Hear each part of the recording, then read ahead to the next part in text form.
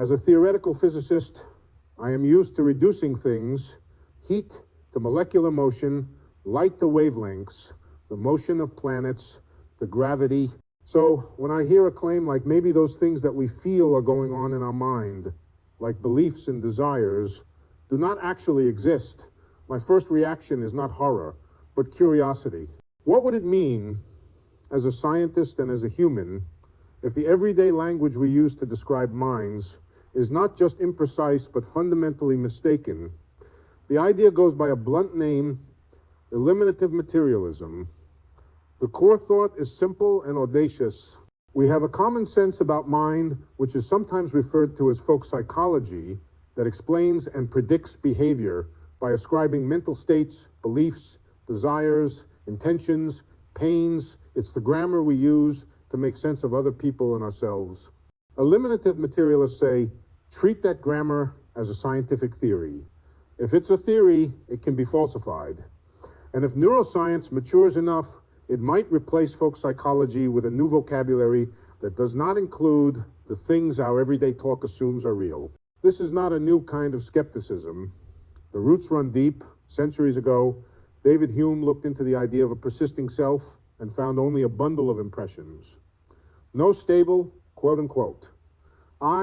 In the 20th century, philosophers like Wilfrid Sellars and Quine argued that observation is theory-laden. What we think we see is shaped by the concepts we bring. Those moves loosen the grip of naive introspection and open the door to a more radical thought. Maybe the things we introspect are not the kinds of things science will vindicate. In the 1970s and 80s, that door was pushed wide.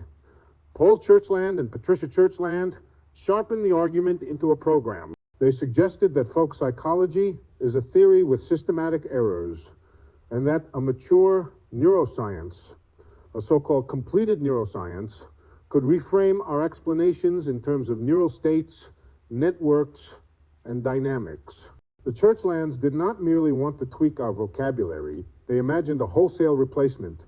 Daniel Dennett and others joined the chorus, especially on the question of qualia, the raw feels, the redness of red, the sting of pain. Dennett argued that qualia, as commonly conceived, are theoretical ghosts.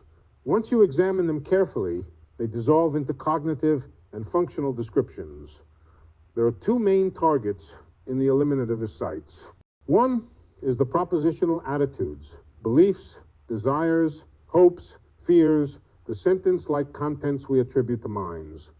The other is qualia, the subjective, ineffable, what it's like of experience. Some eliminativists focus on the first, arguing that the grammar of belief as sentence is a poor fit for what brains actually do.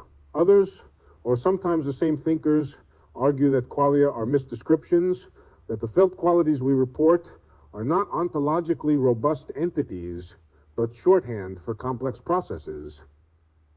Why does this feel so radical? Because folk psychology is not just a theory in a lab notebook. It's the grammar of our moral and social lives. We blame and praise, forgive and hold accountable using beliefs and desires as the verbs of responsibility. If those verbs are illusions, what happens to blame, praise, and moral agency? Do we become mere machines, strings of causal interactions without moral weight? The first reply is historical and pragmatic. Science has a habit of changing the metaphors we live by without erasing our values. When humoral theory of disease gave way to germ theory, people did not stop caring for the sick. They changed how they cared. Hospitals, antibiotics, public health, these are new practices, grounded in a new vocabulary. Eliminativism asks us to imagine a similar translation for the mind, not an annihilation of meaning, but a reweaving of it in a language that might be stranger and truer. Still, the objections are serious and philosophically deep. The problem of intentionality asks how physical states can be about things. A neuron does not look like Paris. How does it represent Paris? Critics say representation seems to require semantic content that resist straightforward physicalization. Eliminativists reply by proposing accounts of representation grounded in causal relations, information processing roles, or structural isomorphisms between neural states and the world. They argue that quote-unquote aboutness can be a natural relation, patterns of activation reliably covary with features of the environment, and thereby carry information.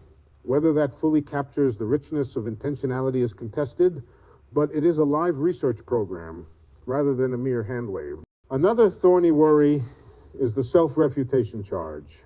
To assert beliefs do not exist seems to presuppose that the speaker believes that eliminativism is true.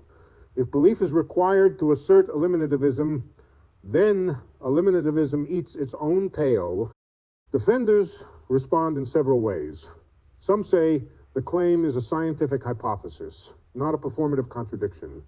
You can hold a hypothesis about the non-existence of beliefs while using the language of belief as a provisional tool. Others argue that the notion of belief used in the self-refutation argument is the folk notion, and that eliminativists can accept a different, scientifically respectable notion of belief, one grounded in neural dispositions while denying the folk concept's ontological status. Between the extremes, there are softer positions. Revisionary materialism says folk concepts are rough but salvageable. They will be revised and integrated into neuroscience rather than thrown away. Illusionism, a more recent cousin, treats phenomenal consciousness as a kind of cognitive illusion. The sense of a private, ineffable inner life is a byproduct of higher order processes that create a narrative about experience. These middle paths preserve more of our everyday moral grammar while still pushing for scientific refinement. The scientific landscape matters here. Connectionist models, neural networks, and dynamical systems theory have given eliminativist plausible alternatives to sentence-like mental states. If cognition is better modeled as trajectories through high-dimensional state spaces, then the neat boxes of belief and desire might not map onto anything real.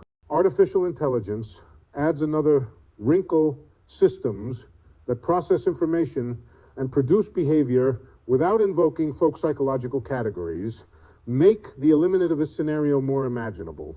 But AI also complicates things. When a system behaves as if it has beliefs, do we treat that as mere simulation or as a new kind of reality? The line is fuzzy. What about everyday life? Suppose neuroscience gradually replaces folk psychology in the academy and clinic. Will people stop saying, "I believe" at the kitchen table? Probably not overnight. Ordinary language is stubborn because it's woven into social practices. We might end up bilingual, a scientific vocabulary for the lab and a folk vocabulary for the living room.